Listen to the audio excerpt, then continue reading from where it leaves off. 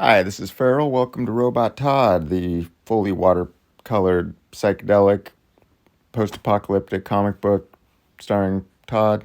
This is the thumbnail. My name's Farel, by the way. This is the thumbnail for page 8. I did a little extra drawing on this thumbnail page just because I guess I felt like it. I don't know. This is page 8 pencils. They're a little more than rough pencils. They're pretty much like the finished pencils before I ink them. And this is the thumbnail page for page 9, and that's the kind of sort of loose pencils for page 9. It seems like, I don't know if you noticed, but I did a kind of more of a degree of finish on page 8 before I really started in on page 9. And page 9, I just kind of kept a little looser even up until the inks. But I felt like there was like more detail and stuff I had to work out on page 8. So that's why it looks a little more heavy-handed in the pencil stage. And here I am going to town on the lettering with the Faber Castell Pitt pen. I think I've just been using size S. Sometimes I use size F if, I want like a kind of a bolder lettering. Well, these pens are archival. Once they dry pretty quick, and you can just watercolor right on top of them. They don't get all smudgy and weird. So there's the pages penciled. They're kind of in a pencil stage with the letters, and I haven't even erased the underlying pencil stuff underneath the letters.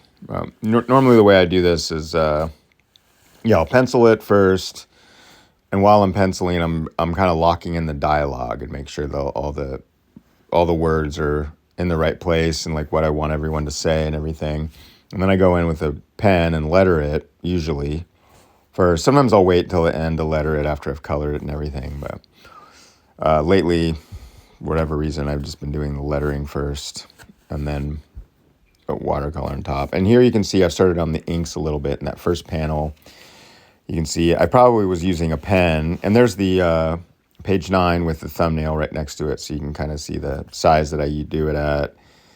And lately I've been doing all the thumbnails in a book, like a lined little notebook that I can tear the pages out. It makes it a little easier because I can have them all in one place. And I've been working on the thumbnails ahead on the thumbnails, or like I have nearly the rest of this issue thumbnailed out.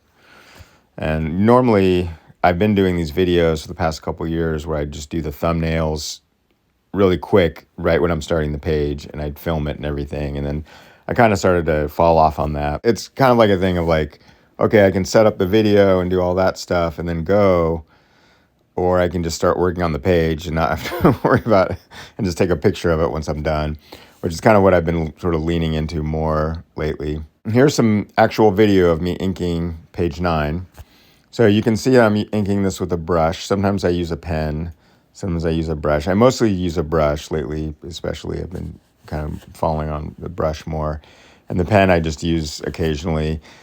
Why do I switch out? I guess just out of like boredom, or I wouldn't say boredom as much as like just, I guess, frustration with using a tool over and over again. I feel like I start to get a little lazy with it, and I kind of have to switch to another tool to kind of keep that aspect of sort of learning how to use something to keep my attention focused. When I felt like, see here you can see that I'm using this pen to do some small little detail work. Because if I'm inking with a brush, like it's really great for like making like lines, like especially like when I'm working on the larger figures, kind of making more expressive lines. I just kind of like the line quality of the brush better, and it's very satisfying for me to actually, while I'm using it, the actual act of inking is very satisfying with the brush.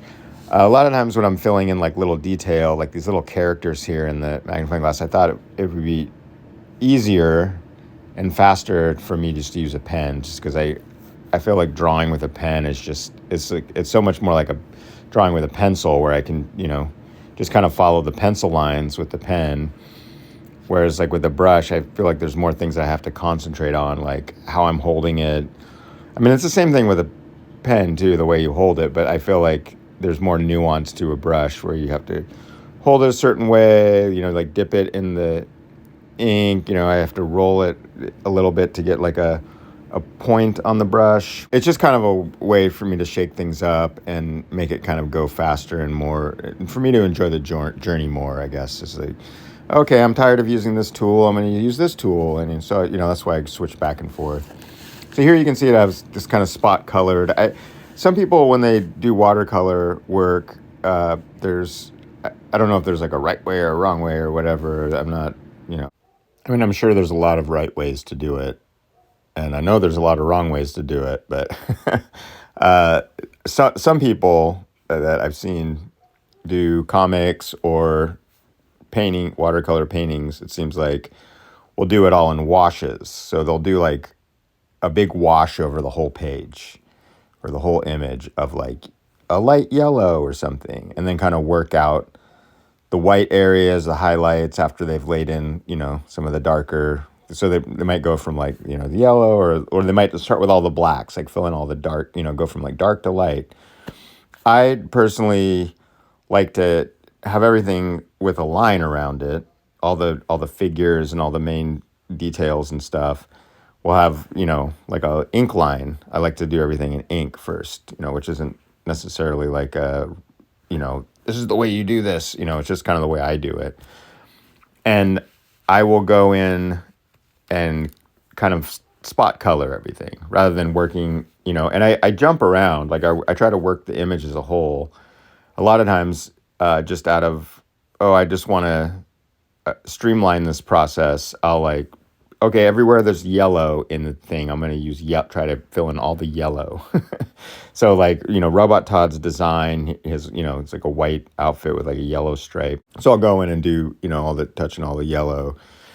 And the back, you know, I might work on the backgrounds and stuff. And the backgrounds I've been trying to leave uninked. So I just do that with a paint, you know, color that with a paint. And then as I'm going, I'll kind of, you know, I'll do all the yellow, you know, I'll try to do as much as I can, but then, you know, I might get caught up in something else and like, I want to do the blues now and this and that. And so I'll keep going and changing the different colors. And I mean, you kind of get the idea how I work, just like watching.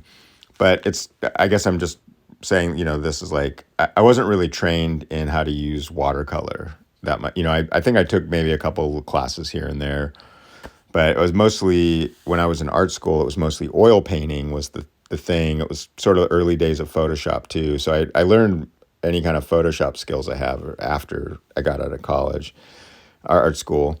And I don't use it very much. I just mostly do it for like cleanup, production stuff. You know, I'll clean up the lettering a lot.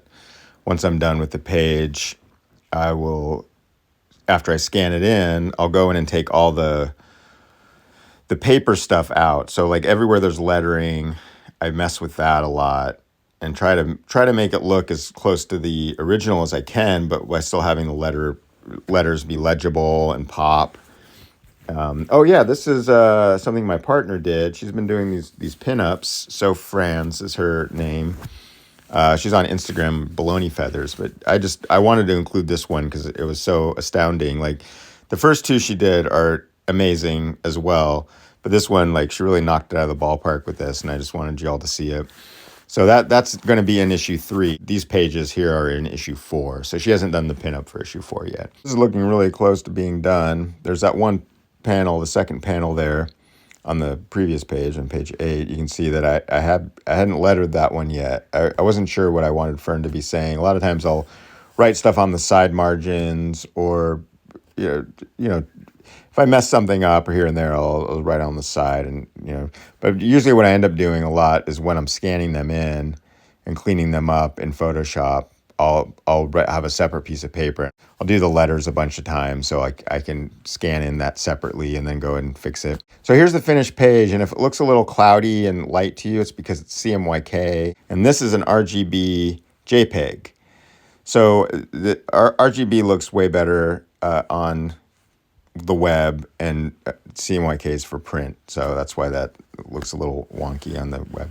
So those are all my books. You can get them at So Farel Books, most of them. And I also have a Patreon if you want $2 a month, and you can read all these Robot Todd pages. You can see the whole series, plus a bunch of behind-the-scenes stuff and more art that you might not see here. All right, thanks for watching this video. I'll see you soon.